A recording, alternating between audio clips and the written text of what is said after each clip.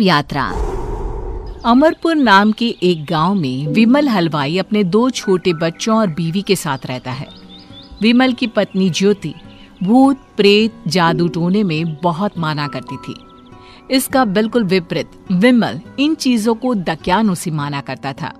रोज की तरह विमल अपने मिठाई की दुकान जाने के लिए निकलने की हड़बड़ी में होता है। मैं निकलता हूँ ज्योति, देरी हो जाएगी, दुकान भी खोलनी है मुझे। अजी ध्यान से, आज अमावस्या है।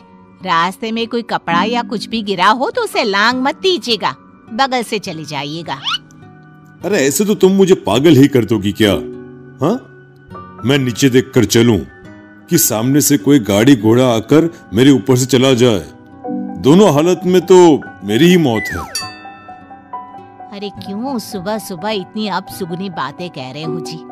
मेरे गांव में तो ऐसा आंखों के सामने होता हुआ देखा है मैंने, इसीलिए कहती हूँ, वरना मुझे क्या, पड़ोसी को तो नहीं कहना चाहती मैं। पति हैं आप मेरे, इसलिए बोल रही हूँ। विमल अपनी मिठाई की दुकान चला जाता है। दुकान पर पहले से ही ग्राहकों की लंबी लाइन लगी हुई थी। ये लो, वहाँ ज्योति अमावस्या को लेकर परेशान है और आज तो हमेशा से ज्यादा ही लंबी लाइन लगी पड़ी है। अच्छी खासी बिक्री होगी आज। विमल दुकान खोलता है। एक के बाद एक ग्राहक उसकी दुकान पर मिठाई ले रहे होते हैं। तभी गांव की एक बूढ़ी औरत विमल से कहती है, जिस तेजी से बिक्री हो रही है, कहीं किसी की नजर ना लग जाए, नींबू मिर्ची टांग ले। अरे क्या चाची तुम भी, ये सब नजर बजर कुछ नहीं होता है। कैसे लोग हैं मेरे आसपास। अपनी दुकान से शाम को विमल हंसते कूदते वापस घर आता है। हाँ, आज तो अच्छी खासी बिक्री हुई है। एक महीने में जितनी बिक्री होती है, एक ही दिन में आज उतने पैसे कमा लिए मैंने। ये तो बहुत अच्छा हुआ जी, आज ही घर की नजर उतारी है मैंने। बिक्री तो अच्छी होनी ही थी। अच्छा, तुम खाना लगा दो, सारा माल बिक चुका है। मुझे शहर जाना होगा, कुछ चीजों की जरूरत पड़ेगी। रात भर मिठाई बनाऊंगा, तब जाकर कल सुबह दुकान खोल पाऊंगा। खाना खाकर विमल शहर जाने के लिए निकल पड़ता है। सुनिए जी, ध्यान से जाइएगा। चौरस्ते पर किसी जादू टोने की चीज पर पैर मत रख दीजिएगा। हे भगवान, हद हो गई ज्योति, ये तो मैं जा रहा हूँ। विमल गुस्से से शहर जाने निकल पड़ता है। रात का काला घना अंधेरा, चांद की एक भी किरण ना होने के कारण अंधेरे में कुछ भी देख पाना मुश्किल था। जंगल के बीच के एक अधकच्चे रास्ते से विमल जा रहा होता है। चारों तरफ गुफ अंधेरा और सन्नाटा सुनाई दे रहा था, और सुनाई दे रही थी विमल के पैर के नीचे आ रहे सूखे पत्तों की आवाजें। तभी अचानक दूर से उसे कुछ आवाजें सुनाई देती है। अरे, ये इतनी रात को जंगल के रास्ते कौन जा रहा है? शायद कोई टोली होगी। राम नाम सत्य है, राम नाम सत्य है, राम नाम सत्य है, राम नाम सत्य है। धीरे धीरे आवाज कुछ कुछ सुनाई पड़ती है।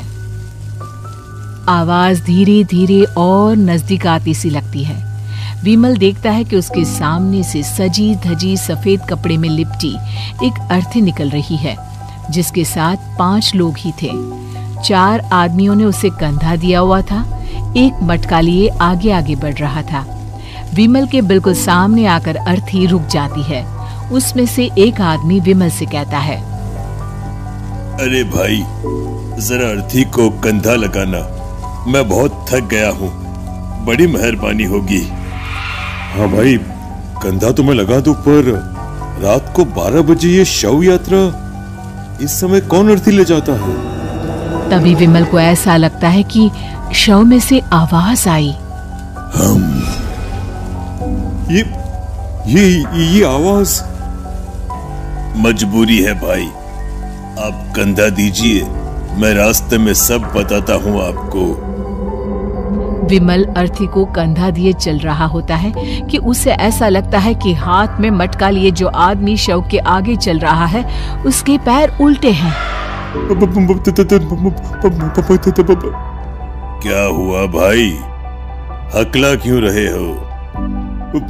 वो आपके साथी के पैर उल्टे। विमल अपनी बात पूरी भी नहीं कर पाता कि वो देखता है कि उस आदमी के पैर तो सीधे ही हैं। अरे नहीं, कुछ नहीं, मुझे शायद वहम हुआ होगा। धीरे धीरे सब आगे बढ़ रहे होते हैं। तब विमल को अचानक लगता है मटके में से एक हाथ बाहर आ रहा है। विमल घबरा जाता है। इसके पहले वो कुछ बोल पाता, कल्लू कहता है, मेरा नाम कल्लू है। हम 6 दोस्त थे, जिसमें से एक को तो तुम सोया हुआ देख रहे हो।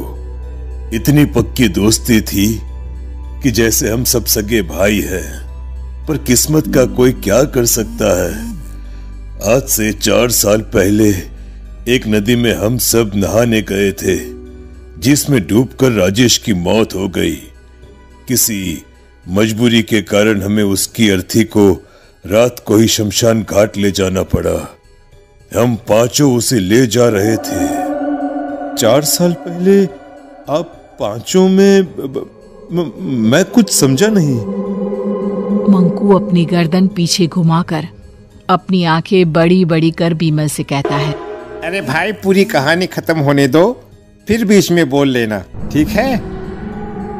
तभी रास्ते में एक हादसे में अपने दोस्त के साथ हम सभी मर गए। वो सामने देखो, हमारा दोस्त। विमल सामने देखता है। उसे दिखता है कि एक ऐसा आदमी जिसका शरीर कई जन्मों से पानी के अंदर रहने के कारण सफेद पड़ गया है। उसकी आंखें बाहर की ओर निकली हुई थी। फिर ये अर्थी किसकी है? अर्थी के साथ के लोग अर्थी को नीचे रखते हुए एक साथ विमल की ओर देखते हुए कहते हैं, तुम खुद ही देख लो। विमल शव पर से सफेद कपड़ा हटाता है। शव की जगह खुद को ही देखकर विमल के होश उड़ जाते हैं। वो शव विमल की ही थी। पलक झपकते ही विमल उस अर्थी की जगह पर होता है। 6 के 6 दोस्त उसी तरह अर्थी को उठाकर चलने लग जाते हैं। राम नाम सत्य है। राम नाम सत्य है। राम नाम सत्य है।